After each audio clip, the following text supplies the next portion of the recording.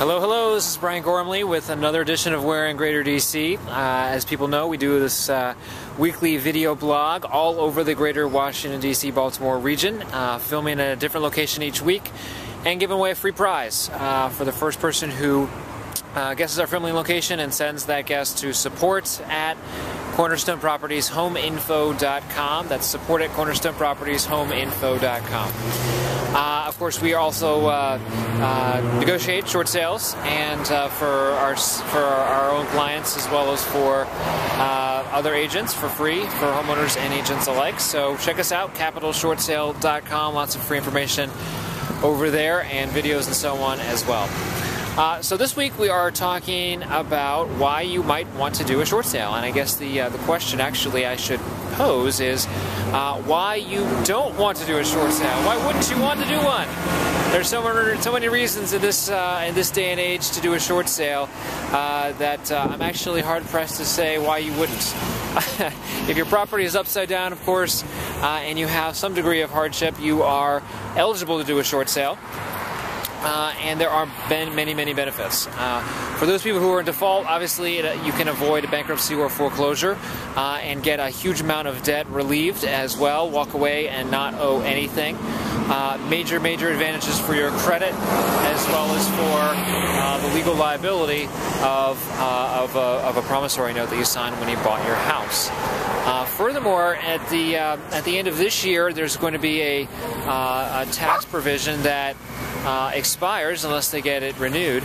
That says the primary residence exception that to the tax liability to COD income after a foreclosure or a short sale no longer applies. And so, while there are other exceptions out there that many people would fall under, the primary residence exception does have with it the benefit of just absolute liability indemnification. So definitely something to consider if you own your own home and are underwater. Now, for those people who are current, we have a lot of people right now who are considering doing a short sale or in fact are doing a short sale who maybe are not behind on their mortgage payments, particularly for higher end folks, people who have a decent amount of money, who make a decent amount of money, who have an asset that is worth $700,000, $800,000, $1,000,000, $1,500,000, something like that, who realize that they're significantly underwater. The property has lost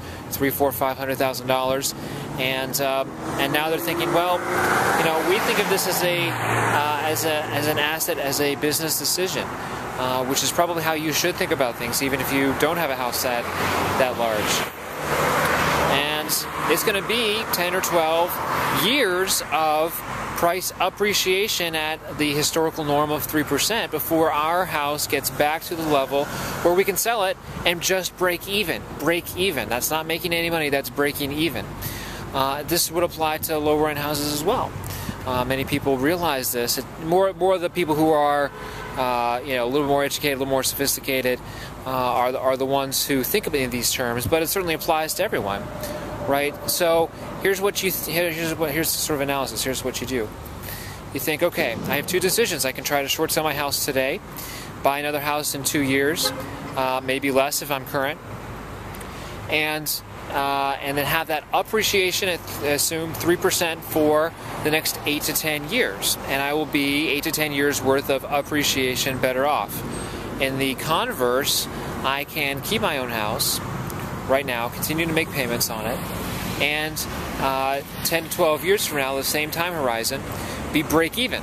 Which would I rather be? Break even in 10 to 12 years or have 8 to 10 years of appreciation in 10 to 12 years? Well, from a simple economic standpoint, you would want the latter, right? You would want to sell your house now and actually be significantly better off from a net worth standpoint in 10 years. In fact, it's kind of a no-brainer.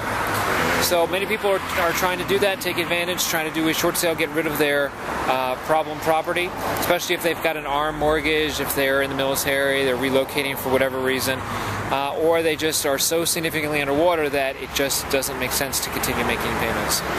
Obviously, in that latter case scenario, you have to worry about hardship, but there are ways to get around that as well. So anyway, that's some food for thought. Question would be, why wouldn't you want to do a short sale if you're significantly underwater? And certainly if you are behind in your payments, it's a great option for just about everyone in this economy, and it's become a lot easier and less time consuming to get these things through. So that's it for me. We have a little bit of a harder filming location this week. I think you could, if you're not familiar with this particular area, you could confuse it with many other areas. But that's okay. We have lots of people getting our filming location each week, so we're going to throw Tuffy in. And I will definitely look forward to seeing you next week. Don't forget to check out our site, capitalshortsale.com, and send those guesses to support@cornerstonepropertieshomeinfo.com. I'll see you on next week's video. Bye-bye.